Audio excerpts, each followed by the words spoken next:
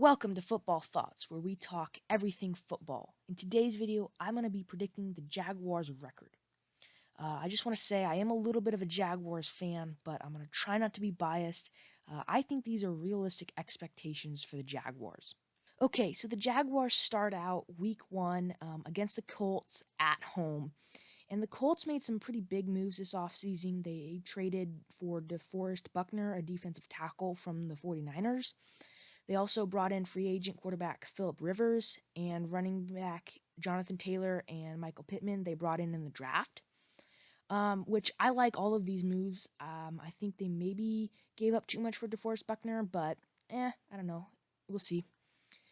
So I think they're going to be a good team, and I don't see them winning week 1 just because the Colts have a pretty good roster, and I just don't see them being able to steal it. Unless the Colts start slow, there may be an opportunity there, but I don't see them being able to take week 1. Then week 2 against the Tennessee Titans. This one is at Tennessee. The Titans had some big moves this offseason. They lost their right tackle, Jack Conklin, and also Logan Ryan in free agency. But they actually filled both of those positions in the draft. They brought in cornerback Christian Fulton in the second round, and they also drafted Isaiah Wilson in the first round. He is a right tackle. I think they win against the Titans. I don't know if it's week 2 or when they play them later in the season, but I definitely think they steal one game from the Titans. Then week 3, they face off against the Dolphins at home. The Dolphins made some big moves, bringing in edge rusher Kyle Van Noy.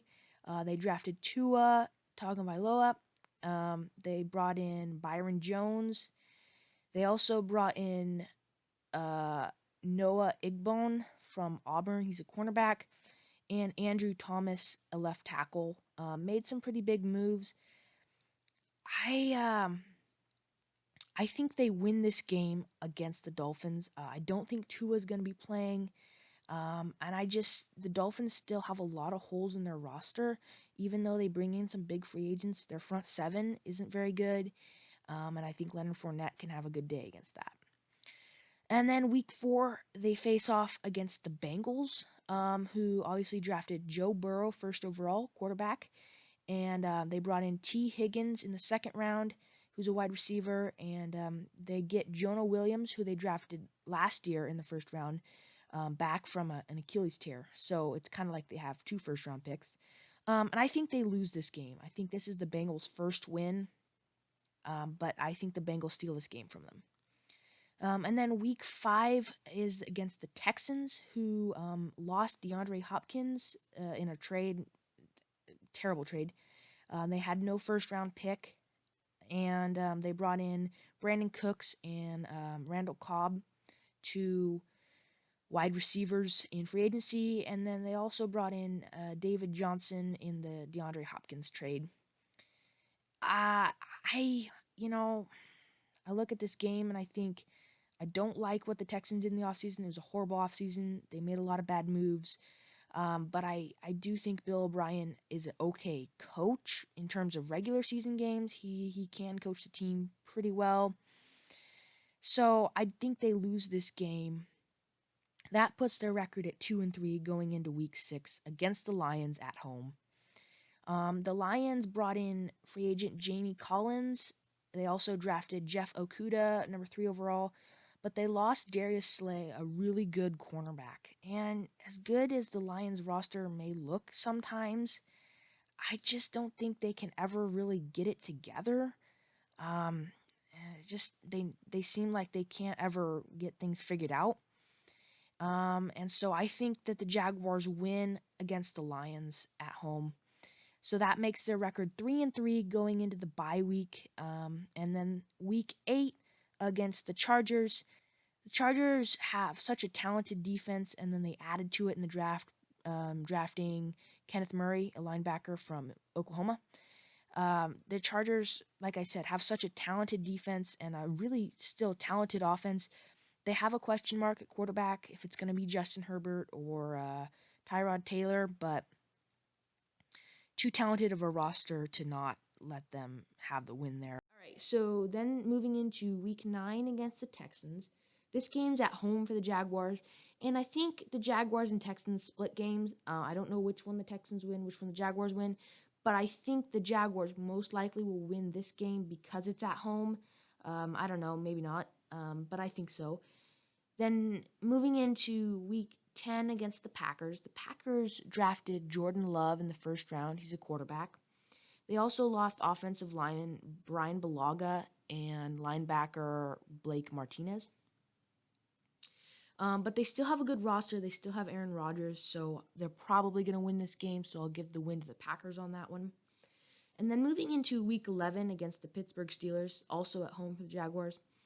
The Pittsburgh Steelers had no first round pick, and Big Ben is coming off a pretty serious injury. He's getting older, and I don't think he's going to have a good season. He's kind of been in a slow decline since his rookie season, so I think the Jaguars win this game. Maybe a little bit of an upset there, but I think they win this game. All right, so moving into week 12 against the Browns. This game's at home for the Jaguars. The Browns made some pretty big moves this offseason. They drafted tackle Jedrick Wills and safety Grant Delpit.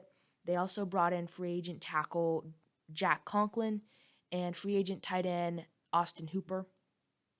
And I think the Browns are going to be a lot better this year under first-year head coach Kevin Stefanski.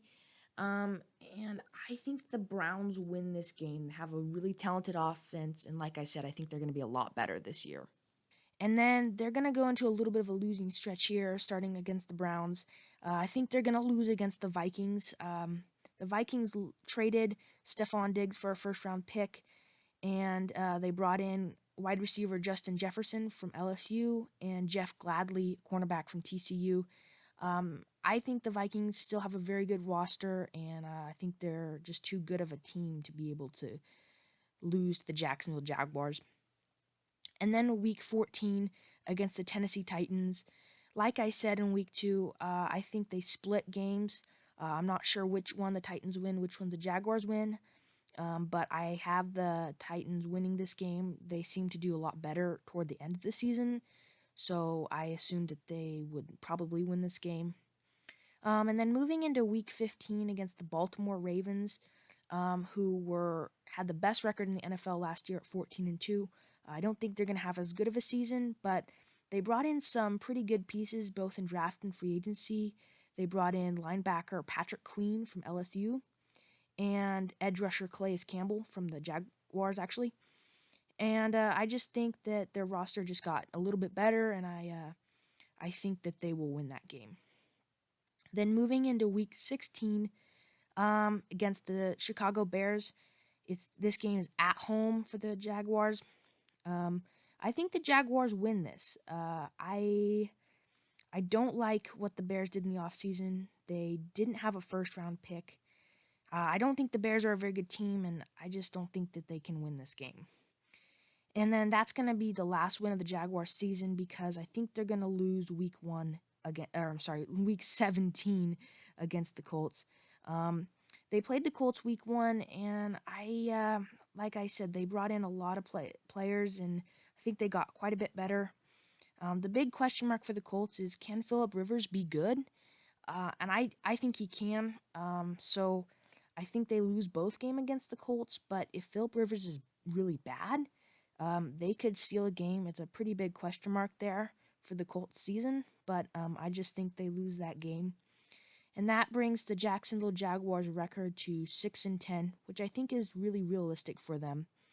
Like I said, their roster isn't all that great, but I think Minshew can play pretty well, and I think that they can win 6 games. I think the Jacksonville Jaguars are realistically a 6-10 team. And if you disagree, make sure to leave your prediction in the comments below. If you agree, go ahead and give the channel a thumbs up and subscribe. I hope you guys enjoyed the video, and as always, thanks for watching.